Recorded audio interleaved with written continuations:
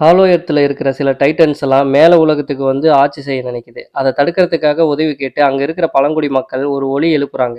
அதை வச்சு காங்கும் காட்சிலாவும் அங்க போகுது. ஏற்கனவே காங்குக்கும் காட்சிலாவுக்கும் ஆகாத நிலையில இப்ப ரெண்டும் சேர்ந்து இந்த பிரச்சனையை எப்படி சமாளிக்குது அப்படிங்கிறது தான் காட்சிலா எக்ஸ் காங்கோட கதை.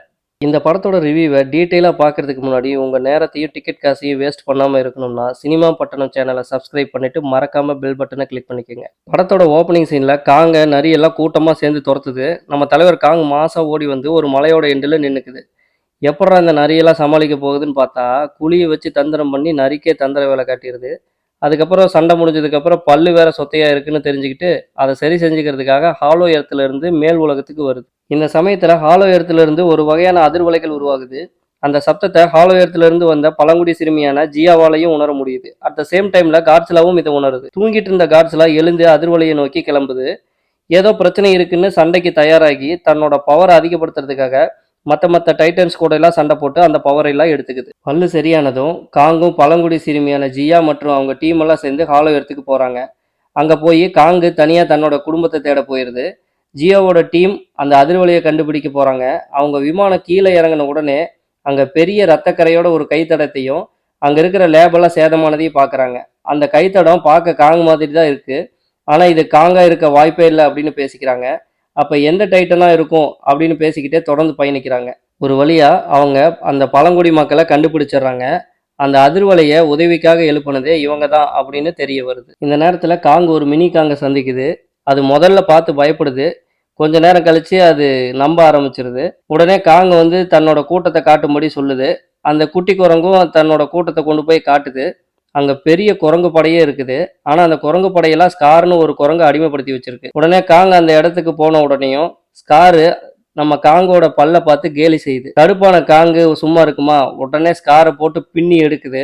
ஆனா சீமோங்கிற ஒரு டைட்டனை வச்சு காங்கோட கையை தாக்கிடுது ஸ்கார். காங் அங்கிருந்து அந்த கையை வச்சுக்கிட்டு எஸ்கேப் ஆயிருது. கூடவே மினி காங்கும் எஸ்கேப் ஆயிருது. ஒரு பக்கம் காட்ஸ்லா தன்னோட பவரை அதிகப்படுத்திட்டு டிராவல் ஆகி வந்துகிட்டே இருக்கு.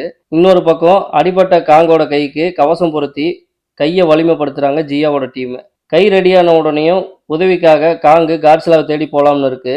ஆனா காட்ஸ்லாவால காங்குக்கு ஏதாவது பிரச்சனை ஆயிடும்னு ஜியா பயப்படுறா. ஆனாலும் காங்கு வேற வழி இல்லாம காட்ஸ்லாவை தேடி வருது. ஒரு வழியா பூமியில இருக்க காங்கு காட்ஸ்லாவும் சந்திச்சுக்குது.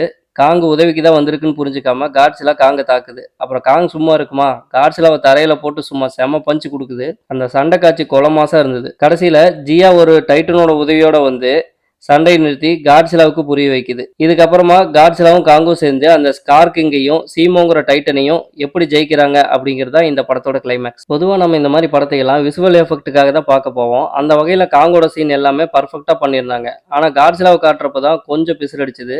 என்னன்னு கேட்டால் அந்த வாயிலிருந்து வர நெருப்பு மாதிரி அந்த ரேடியன்ஸ் பவரை காட்டுறது அதெல்லாம் கொஞ்சம் போர் அடிச்சுது. அது மட்டும் இல்லாமல் அந்த சீமாவை காட்டுறப்பையும் அதுலேருந்து பனி கட்டி வர்றது இதெல்லாம் கொஞ்சம் விட்டாலாச்சாரிய படத்தில் வர மாதிரி இருந்தது. நமக்கு பிடிக்கல அப்படின்னாலும் குழந்தைகளுக்கு அந்த காட்சியெல்லாம் பிடிக்கும்னு நினைக்கிறேன். கிளைமேக்ஸில் வர ஃபைட்டு சீனு ரொம்பவே எக்ஸ்பெக்ட் பண்ணி பார்த்தா கசா முசான்னு அடிச்சுக்கிறனால சண்டையில் ஒரு தெளிவும் இல்லை, சண்டை பெருசாகவும் இல்லை. ட்ரைலர்லேயே பாதி சண்டையை பார்த்துடலாம்னு நினைக்கிறேன். போன படத்தில் காட்ஸ்லாவை பெருசாக காமிச்சு காங்கை டம்மி பண்ணியிருந்தாங்க.